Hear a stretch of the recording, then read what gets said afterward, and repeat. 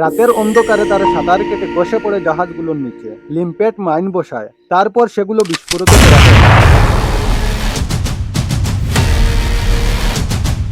বড় অর্ডার করে নকলি সবজির, তখন পাকিস্তান ফাঁদে পড়ে আর দুজন এজেন্টও একই জাহাজে চুপকে ঢুকে পাকিস্তানে পৌঁছে যায়। তারা প্রতারিত হয়েছিল কারণ মুক্তিবাহিনীর কমান্ডোদের অপারেশন এক্সে ঢুকিয়ে রাখা হয়েছিল। রেডিওতে দুটো গান বাজালে সেটা সিগন্যাল হিসাবে দেওয়া হতো, একসাথে অপারেশন এক্স শুরু করা হবে। এই গোপন সিল করা আদেশে পাপার মাইক শব্দগুলোর মানে ছিল ওই গোপন শিবির পশ্চিমবঙ্গে লুকিয়ে আছে এবং কোড ছিল C2P। কিন্তু বিপরীতটা ঘটল। পশ্চিমা দেশগুলো প্রতারিত করে পাকিস্তানকে তদন্ত সেবা দিল। INS রাজপুতও ওই একই জায়গায় দুইবার এগিয়ে গুলি চালায়। আমি ফিরি কিনা জানি না, কিন্তু INS রাজপুত অবশ্যই ফিরে আসবে। 1971 সালে পাকিস্তান দুটো অংশে বিভক্ত ছিল, পশ্চিম পাকিস্তান আর পূর্ব পাকিস্তান। আর পূর্ব পাকিস্তান অর্থাৎ আজকের বাংলাদেশ, এখানকার মানুষ পশ্চিম পাকিস্তানের নেতৃত্বের কাছে প্রতিবাদ করেছিল ভাষা সংক্রান্ত বৈষম্যের বিরুদ্ধে। আর এই প্রতিবাদ থামাতে পাকিস্তানের সামরিক বাহিনী কঠোর কাণ্ড পরিচালনা করে। 25শে মার্চ যখন এই কড়া অভিযান শুরু হলো, তখন মানুষ ভারত হয়ে সীমান্ত দিয়ে ঢুকতে শুরু করে। আর ঢুকছে এমন মানুষ কম কথা নয়, প্রতিদিন 50,000-এর বেশি শরণার্থী ভারত যাচ্ছিল। বিভিন্ন জায়গায় শরণার্থী শিবির বানাতে হয়েছিল। অল্প সময়ে শরণার্থীর সংখ্যা 9 মিলিয়নেরও বেশি হয়ে দাঁড়ায়। এখন এটা ছোট মনে হতে পারে, কিন্তু এর বিশাল প্রভাব ছিল। বড় আর্থিক ক্ষতি হচ্ছিল। ভারত সরকারের উপর $700 মিলিয়ন বোঝা পড়ে। কেন্দ্র সরকারের বাজেটে 4% এটা হ্যান্ডেল করতে ব্যয় করা হয়। আর যেহেতু সীমান্ত খুব দীর্ঘ, তাই এটা থামানোও কঠিন ছিল। কিন্তু শরণার্থীর সংখ্যা প্রতিনিয়ত বেড়ে যাচ্ছিল এবং তারা এত দ্রুত বাড়ছিল যে ভারতের জনসমষ্টিতে পরিবর্তন হবে, অর্থাৎ ডেমোগ্রাফি বদলে যাওয়ার আশঙ্কাও ছিল। এটা মোকাবিলায় ভারত অনেক উপায় নিয়েছিল। বিভিন্ন জায়গায় কথা বলা হয়, এমনকি জাতিসংঘেও, কিন্তু কিছুই কাজ করে না। এবং বিকল্প না থাকায় 1971 সালে এপ্রিল মাসে প্রধানমন্ত্রী ইন্দিরা গান্ধী সেনা, নৌ ও বিমান বাহিনীর চিফদের ডেকে বললেন সামরিক কর্মক্ষেপ নিতে। এখন যখন এটা 3জন প্রধানের কাছে উপস্থিত হলো, তারা প্রত্যাখ্যান করলো, বলল সময় লাগবে এই যুদ্ধ জেতাতে। তারা বলল আমরা এই যুদ্ধ ডিসেম্বরে করব, এপ্রিলের বদলে, তবেই নিশ্চিত বিজয় হবে আর ক্ষতি কম হবে। এসব আলোচনার পরই ইন্দিরা গান্ধী প্রস্তারিত সময় দিলেন।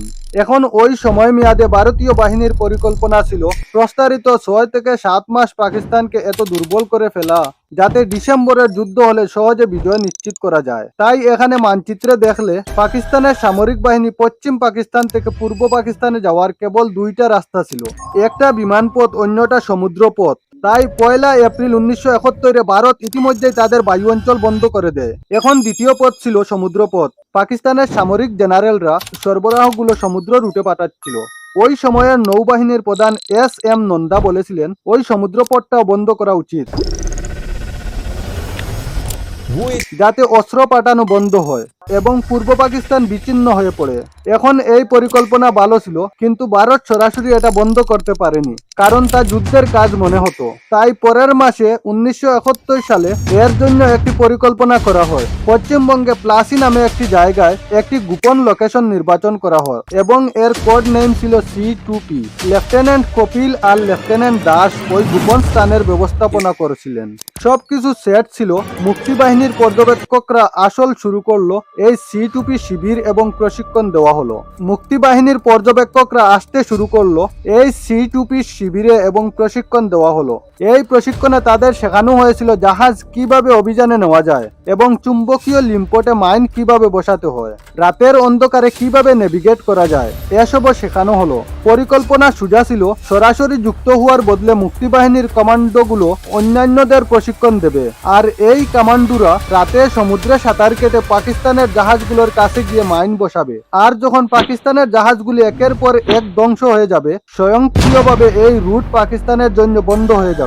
ফলে পূর্ব পাকিস্তান অস্ত্র সরবরাহের লাইন কেটে পড়বে। তাই সব প্রশিক্ষণ শেষে একটি গোপন সংকেত ঠিক করা হলো। রেডিওতে 2টি পূর্ব নির্ধারণ গান বাজানো হবে নির্দিষ্ট সময়ে। গান বাজলেই অপারেশন এক্স শুরু হবে। In a stunning revelation from South Asia, India's Navy reportedly executed a covert mission dubbed Operation X, crippling East Pakistan's naval capabilities. পরিকল্পনা অনুযায়ী 15 আগস্ট 1971 রাতে ঠিক সেই গানগুলো রেডিওতে বাজানো হয়। আর গান বাজার সঙ্গে সঙ্গেই মুক্তিবাহিনীর কমান্ডোগণ ছুটে পড়ল চট্টগ্রাম, মাংলা, চাঁদপুর এসব এলাকা থেকে। তারা সাঁতার কেটে পাকিস্তানের জাহাজগুলোর কাছে পৌঁছে যায়। তারা চুম্বকীয় লিম্পেট মাইন বসায়, যেগুলো নির্দিষ্ট সময়ে সক্রিয় করে দুমকোয়। এটাকে বলল অপারেশন এক্স। অপারেশন এক্স শুরু হতেই একে একে বিস্ফোরণ শুরু হলো। 16 আগস্ট 1971 সবচেয়ে বড় ক্ষতি ঘটে। এমবি আল আব্বাস এবং এমবি হরমুজ দুটোই বিস্ফোরিত হয়। প্রায় 19,000 টন অস্ত্রশস্ত্র নষ্ট হয়। তুমি এই 19,000 টন সংখ্যাটা কোথাও আলাদা দেখতে পেতে পারো না। আমি সবচেয়ে বেশি উদ্ধৃত হওয়া সংখ্যাই ব্যবহার করেছি। এই অপারেশন এক শুরু হলে পাকিস্তানের জাহাজগুলোতে ধারাবাহিক বিস্ফোরণ শুরু হয়। মানুষও বুঝতে পেরেছিলেন না কিভাবে এসব বিস্ফোরণ ঘটছে। জাহাজে সংঘর্ষ আর বিস্ফোরণ ঘটছিল, ফলে পাকিস্তান হতবাক হয়ে পড়ে। তারা বুঝতে পারছিল না কি হচ্ছে। পূর্ব পাকিস্তানে যাওয়া পাকিস্তানের সব সামরিক সরবরাহ লাইন বিঘ্নিত হয়ে যাচ্ছে। 100-এর বেশি জাহাজ ধ্বংস হয়েছিল। পরিস্থিতি এমন যে পাকিস্তান এই রুটে জাহাজ পাঠাতে সাহস পায় না। আমি যেই সব কথা বলছি, ক্যাপ্টেন এমএনআর সামান, যিনি এই অপারেশনে জড়িত ছিলেন, তিনি তার বইতেও এসব উল্লেখ করেছেন। এখন দেখো, অপারেশন এক্স এর কারণে পাকিস্তানের জাহাজগুলোতে বিস্ফোরণগুলো সময়ের সঙ্গে আরো বেশি পরিকল্পিত ও সুনির্দিষ্টভাবে ঘটতে লাগলো। আর এই ধারাবাহিক ও পরিকল্পিত আক্রমণের কারণে পাকিস্তান বুঝতে পারে যে এগুলো শুধু মুক্তিবাহিনীর গেরিলা হামলা নয়, এগুলো ভারতের সমর্থিত সমন্বিত অপারেশন।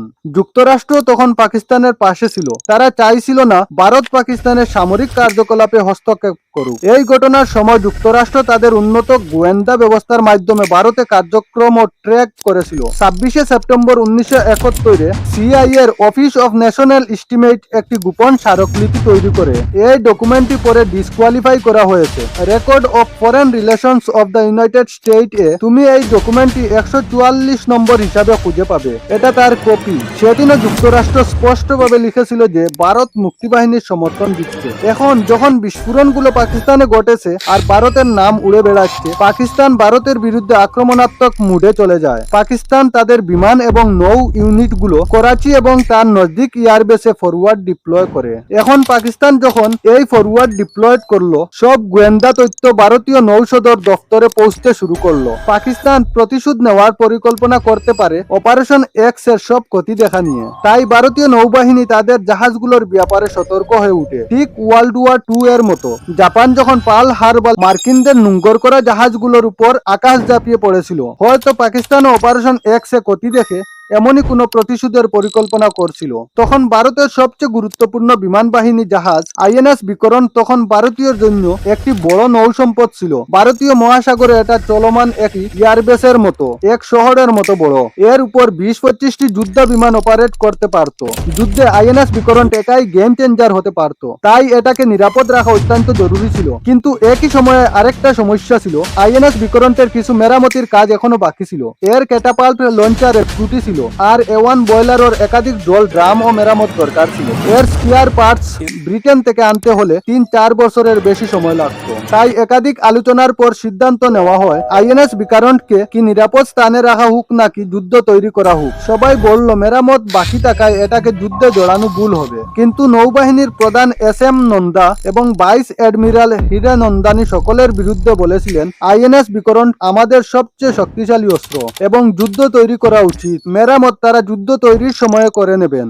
আর বহু আলোচনার পর অনুমোদন মিলে গেলে আইএনএস বিক্রম, যা মুম্বাইয়ের বালার্ড পিয়ারে নোঙ্গর করা ছিল, সেটাকে কুলোবা পোর্টে স্থানান্তর করা হলো এবং মেরামত শুরু হলো। মেরামতের পর আইএনএস বিক্রম কুলোবা থেকে কুচি চলে যায় এবং তারপর মাতার বান্ধব বঙ্গোপসাগরে মাদ্রাসে চেন্নাই চলে যায়। সেখানে পৌঁছে একটি নিরাপদ প্রদায় এবং তাকে 1800 বর্গমাইল এলাকায় নজরদারির কাজ দেওয়া হয়, মাদ্রাজ, বিশাখাপট্টনম এবং পোর্ট ব্লেয়ারের মধ্যে। এখন আইএনএস বিক্রম যখন পূর্ব উপকূলে চলে গেল, পাকিস্তানের নৌ গোয়েন্দাও এই তথ্য পায়। তাই পাকিস্তান গর্বিত হয়ে উঠে, কারণ বায়ু অঞ্চল ইতিমধ্যে বন্ধ। সমুদ্র রুটে পাকিস্তানের জাহাজগুলো অপারেশন এক্স এ ধ্বংস হচ্ছিল। তুমি দেখলে একটা সত্যি ইতিহাস, কিন্তু গল্প এখানেই শেষ না। এর পিছনে আছে আরো অনেক রহস্য, আর আমি তা তোমার সামনে আনবো একে একে। তাই এখনই লাইক দাও, শেয়ার করো আর কমেন্টে বলো পরের ভিডিওটা কেমন দেখতে চাও। আর হ্যাঁ, সাবস্ক্রাইব করো ইনোসেন্ট এলেক্সা চ্যানেলটি, কারণ এখানেই সত্যিটা বলা হয় নিঃসংকোচে। ধন্যবাদ তোমার।